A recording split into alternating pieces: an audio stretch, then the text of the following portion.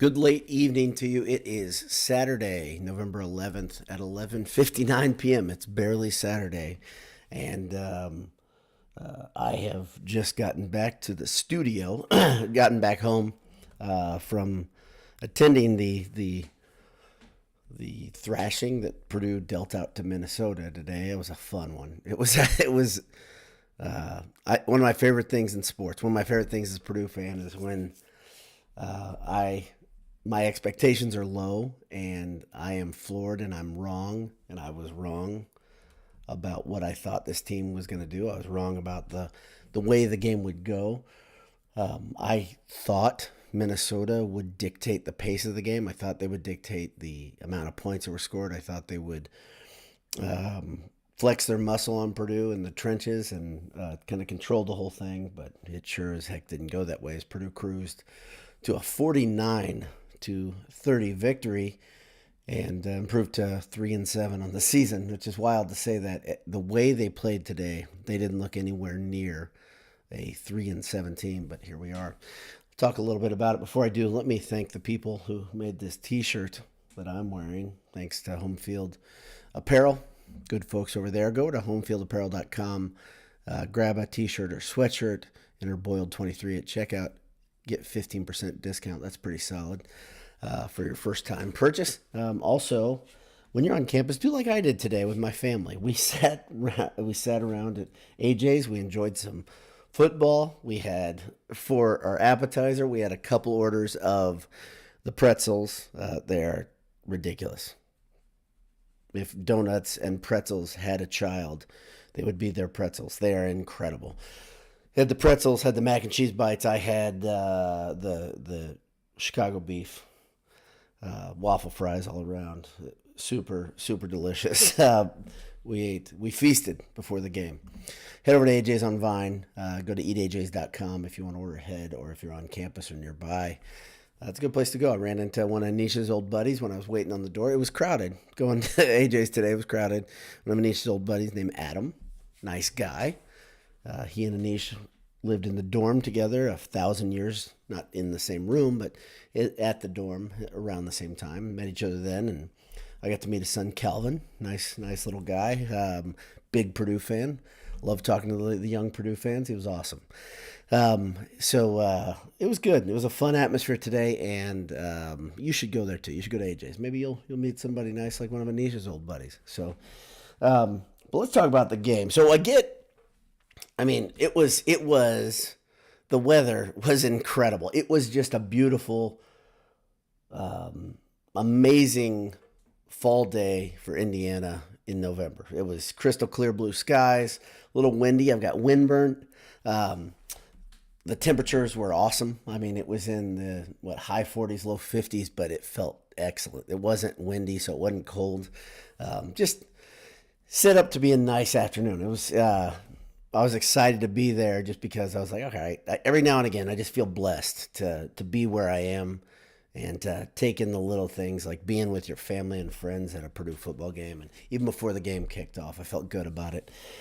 And right away, my glee, my happy thoughts were kind of dashed because I could not believe how easily Minnesota scored. Right away, we have, boom, Minnesota comes down the field. They did whatever they wanted on the first drive. It shocked me because they had a long pass completion, I think a 45-yard pass completion, and it was just an absolute moon ball. The receiver waited on the pass. The defensive backs didn't react. Purdue looked very poor. Minnesota could run, they could pass, they could do whatever they wanted to.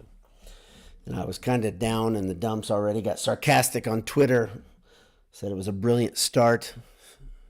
And right away, Purdue came back and drove down the field, struck at them on the backs of Hudson Card, looking like Houdini. He broke tackles.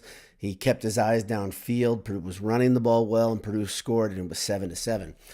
And then the game got into a weird rhythm where it felt like Purdue was going to exchange field goals, or Purdue was going to score touchdowns. Minnesota was going to get field goals. And Minnesota's field goal kicker was blasting the ball. So on one hand, you had Minnesota's special teams. You had their field goal kicker just crushing the ball. When they kicked a field goal, it looked like he blasted it out of a cannon. And when Purdue got on the field, special teams, the kicker would kick the ball out of bounds, and Purdue would have, I think the first 2 kickoffs were out of bounds. 35, the ball starts on the 35. These are penalties. These are costly, shorter field, not great stuff. But Purdue was clearly getting their feet under them. They got better and better as the game went on. You saw a rejuvenated version of Hudson Card. I cannot stress how much better he looked. He looked like Hudson Card was advertised. He looked like the guy that I had heard about. He looked like the guy I watched Hudson play when he played for Texas, and I was like, man, there's so many tools here.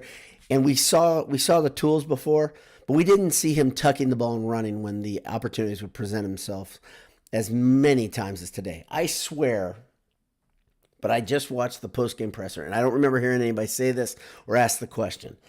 And I watched Walter's press conference as well, and I don't remember anybody asking this question. Did somebody say to Hudson Card, did Graham Harrell say to Hudson Card, F it, man, just go out and play your game, because you know what? If you get injured, you're going to go down swinging, you're going to do your stuff.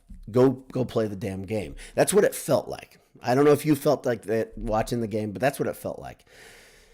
He pinned his ears back. He played football today, and he wasn't thinking too much. He was just reacting. And at the same time, Graham Harrell, as much as I've given him a hard time, he called a whale of a game. Purdue was doing stuff with misdirections that I've been begging for. They were calling a great mixture of pass and run. Everything seemed timely. Everything seemed to work. And then on top of that, the 3 criticisms. Well, I have another criticism that came in big today.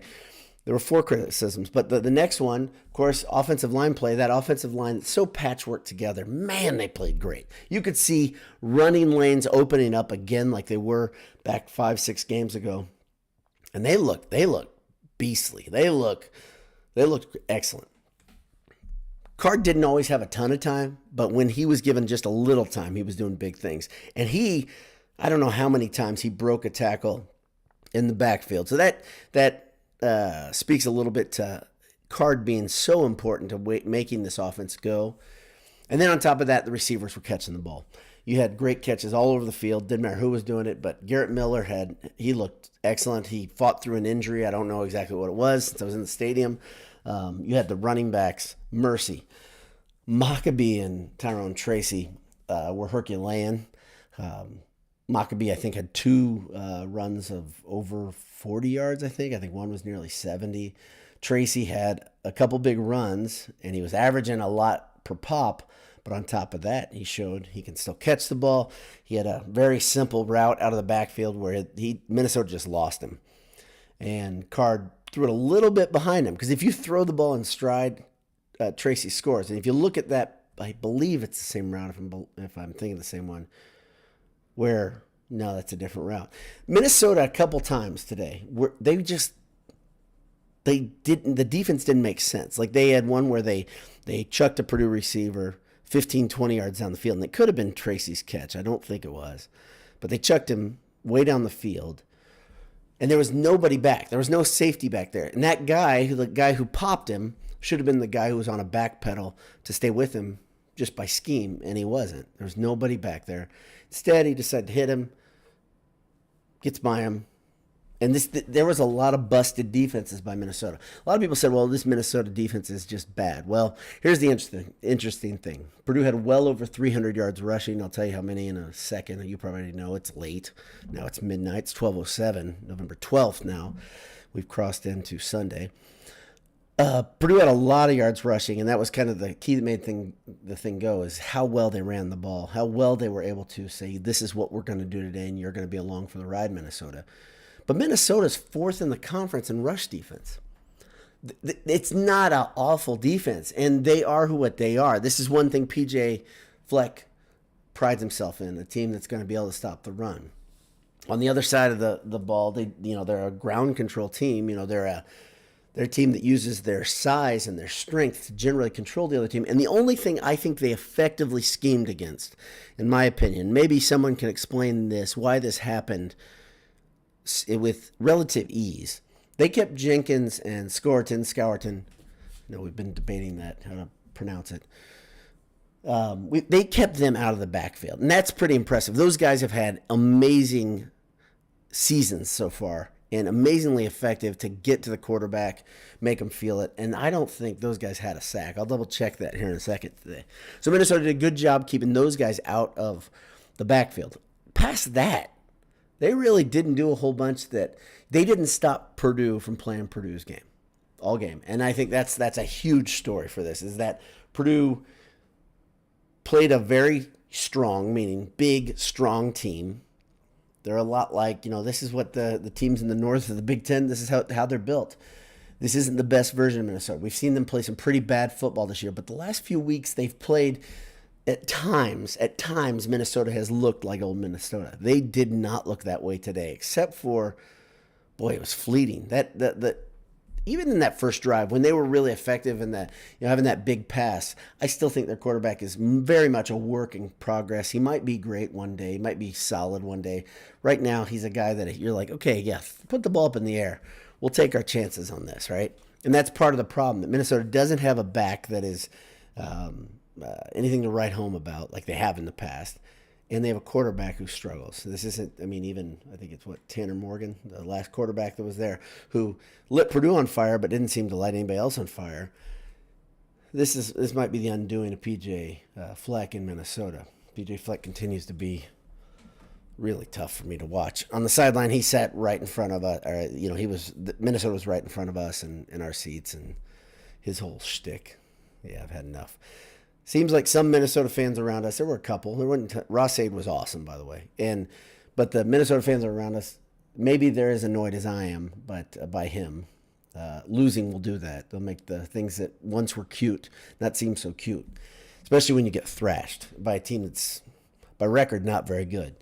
And Fleck looked, he was kind of off by himself. Generally, he's doing that bit where he's sprinting up and, artificial rah-rah stuff. Not today. By the second half, he was kind of pacing by himself. So Purdue earned it today. It was awesome. Let's look at the stats real quick together. Let's see. Hudson Card, like I said, I think he completed 68% of his pass, 17 of 25, 251 yards, 3 touchdowns, no interceptions. Pretty huge, pretty excellent effort. And like I said, gosh darn it, he was excellent. He had a rushing touchdown, 3 passing touchdowns. He was pin accurate. He had a lot of zip on his ball. He was placing the ball well. He looked every bit of the part. The funny thing is, like we've talked about this early in the season, when he's playing really well, and he played excellent today, 250 yards. This isn't what we're used to as Purdue fans, and much of this is the system. This is, I think, today we saw what Harrell wants this offense to look like, right? A lot of effective running on plays that put guys in a position where they have to get past one level and then they're off to the races. Misdirection that causes the defensive backs to move up and get out of position to make a tackle. Devin Mockbee, 17 carries, 153 yards, and a touchdown. 65-yard long. He was excellent, and all day he was excellent. The guy's he's fought through the fumble issues. Let's hope he's done with them for the season. When he is on, though, he is so dangerous because of that unorthodox style. Minnesota had a hard time figuring him out all day. Tyrone Tracy, my son, no, it was my brother. My brother compared him to Mostert a bit because he's a guy that might not have had the noteworthy college career, but could go in the NFL and be really good running back and a really dangerous multi-tool for a team.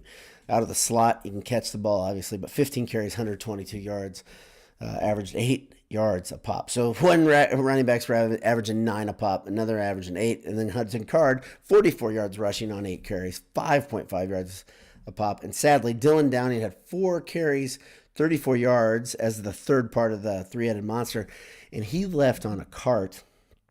I still haven't heard an explanation of what that injury was, but that was lousy to see because he had a couple really good runs at the end too. Probably 1 or 2 of his best runs this season. Everybody was effective. Garrett Miller had a brilliant seam route that I think scored a touchdown, if I remember correctly. 6 receptions, 65 yards. Tyrone Tracy, that 1 big catch for 52 yards. Burks had a couple really good catches, but 4 catches for 60 yards.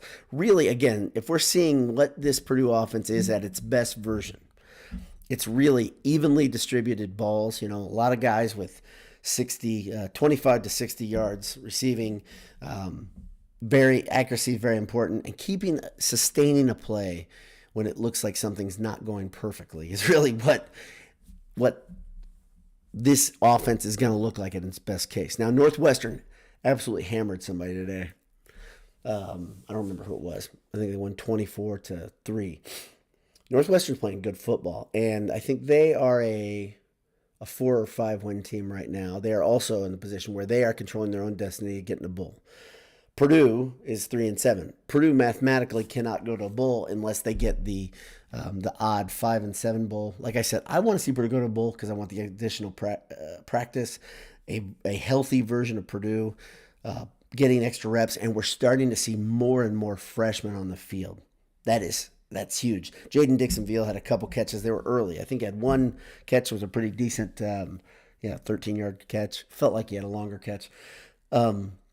But we're seeing more and more freshmen on the field.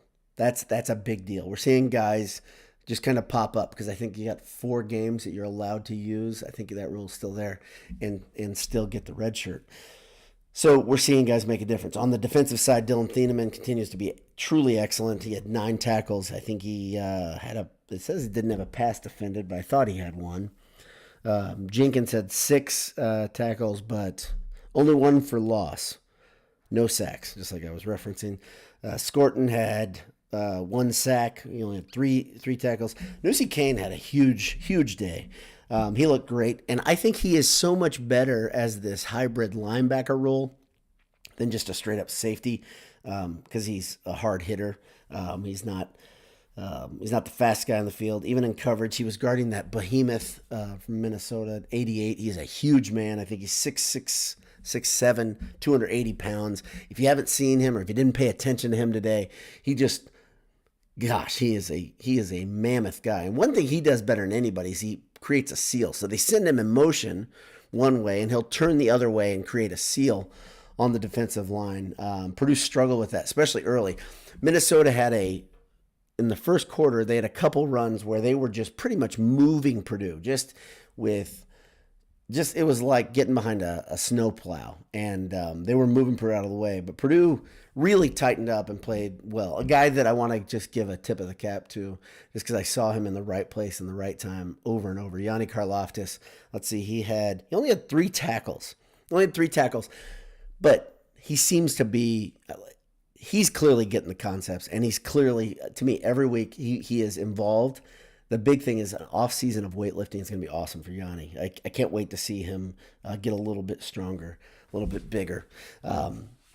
But that's a hell of a game. That is a huge win, and it was so much fun being around fellow Purdue fans that just were reveling in the fact they were like me. I think the people that I know well that sit near me, and we got a good block in our group, and then we got people around your ticket neighbors.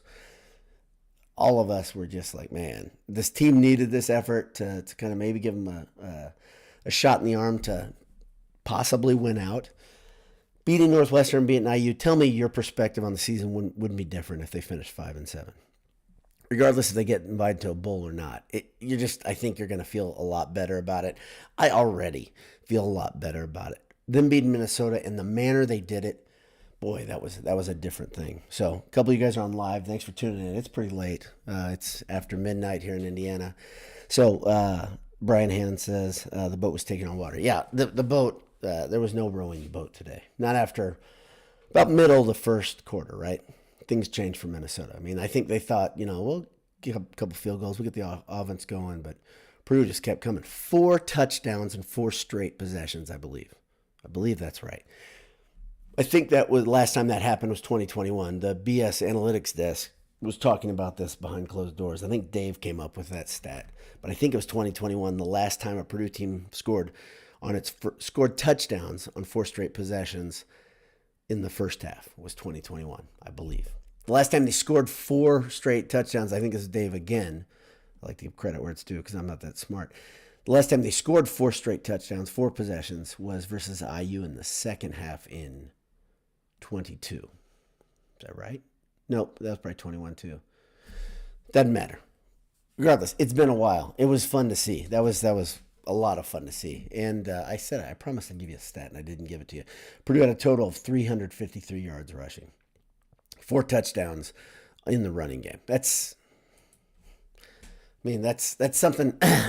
Honestly, we don't see a lot of that at Purdue ever, really. I mean, that's a lot of yards on the ground, and they were fun yards. It was fun to watch this team. Just fun to watch them. Sophia Helvey, my buddy, says, "Yellow, good to see Sophia here. She needs to get to bed though. It's late. Got to get up early." Nathan Anderson says, "Hey, Harold discovered the running backs. Well, he discovered ways to use them. Good point. Good point. But the way he utilized them, I think that's the big thing. I think any Purdue fan would say the creativity was on display. There were a couple plays where, I'm trying to think of the exact play where there was a fake left, a fake right, and Hudson Card just kind of turns and then he fired the ball over the middle. I wish I could remember more details. I have not watched film yet. I'm looking forward to watching this game again a second time. This will be a lot of fun. Either on that YouTube feed, Matt Loves Ball. It's awesome. Or I don't know if would it be on BTN? I think it would be on BTN. I don't know who televised it today. Sorry, guys. Jim Garfinkel says, top critic of Harrell here, but I got to give him credit. Called a really good game. Played to our strengths and what the D was doing. That magical term, the modern football buzzword of complementary football, Purdue did it today. They just played well on both sides. I think that's the thing. They just played well on both sides. One thing I didn't talk about. Let me see if I can do this real quickly.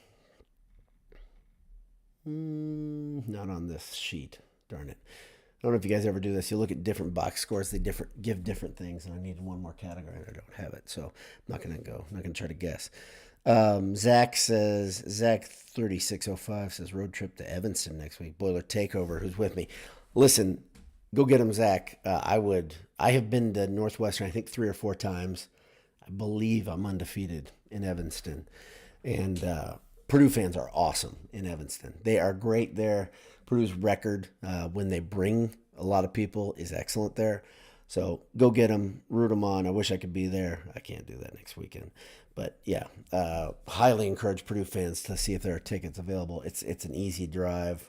A lot of Purdue fans, obviously, a lot of Purdue alums in Chicago anyway. But Northwestern's playing well. And Coach Walters said this in the postgame. One thing he said right away, before even questions were asked, he said he really appreciated what Ross-Ade was today and what Ross-Ade is, the enthusiasm. And he said it was important for the players. And that could be Walters just talking to me and savvy because he felt the kind of the teetering, right, as the team struggled. That was really a great crowd today. Really a great crowd. For some reason, it not only was a great crowd in the stands, everything was good in the stadium. I mean, you could go to a line and grab a beer or something to eat without waiting like an hour and a half, which it's been pretty lousy a couple times this year. It was really good. It was good. Traffic moved well after the game. It was a nice day. All in all, nice day. Jeff said it was on Peacock. Thank you. Appreciate it. So but still, I will find a way to watch an abridged version of this, and I look forward to it. Jim Garfinkel, he says some credit goes to Coach Walters for praising Ross-Ade. Yeah, absolutely. Yeah, it's smart. I wish there was more that I took away from the post game from the players and Walters. I watched all of them, and that was my big takeaway. There was just one thing. The players were happy and smiling. That's awesome. They should be. I mean, they earned it. That was really fun. That offensive line, again, I will hit this one more time. That just an incredible effort for a bunch of guys that, it's been tough on them. This is a hard season to have just a patchwork group and to play that way. That's a big deal. It wasn't like Minnesota was rolling over, didn't try to bring their best effort, and Purdue's O-line and D-line both just played excellent, but the O-line especially, that's an amazing effort with guys playing out of position, but they're getting used to it. They're getting used to their new position. They look very good. And I'm looking at the wrong box score today, but I'd love to see. Yeah, I don't see him on here. I wanted to see what the total penalties were, but it felt like an extremely clean game for Purdue. There were a couple flags. Couple were kind of costly. One, Yeah, it felt like some were going to hurt Purdue worse, and they just didn't. Purdue did such a good job handling the things that were dealt to them today. Flags didn't matter, but it felt like the game was clean. So I haven't seen the stats. Vincent Moster asks, was Purdue that good today, or was Minnesota just that bad? It's a fair question. I think it's a little bit of both. I think Purdue kind of crushed their spirit when Purdue didn't relent, right? When they just kept scoring, that's awfully hard on you, right? You just start, oh, here we go again, right? And yeah, Minnesota did not play a good game at all, and we've seen Minnesota play some good football this year. This wasn't their game, and it definitely was Purdue's. That was boy, that was a fun one. So I think that's all I got for today. Anish joked that, wow, says something about my streaming rate is slow. So if the picture quality is not very good, I apologize. Nothing I can do about it, looks like. But sometimes they just give you warnings.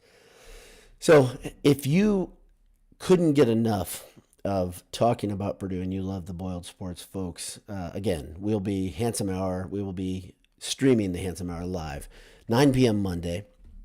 Hope you're there.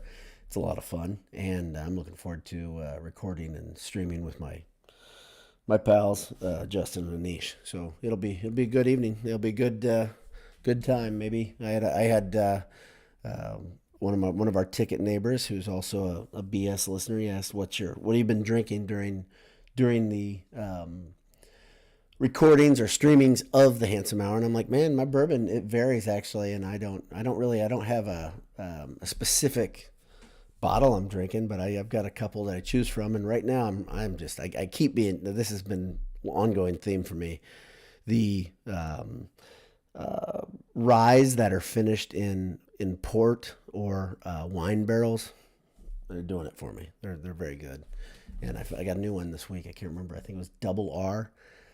I think that's the brand. But anyway, so thanks for tuning in. Purdue. Oh, that's right. Purdue plays Xavier Monday night. So that'll work out well, actually. So I think they play at 7 on Monday. Jeff, do you know the time? But yeah, Purdue plays Xavier Monday night.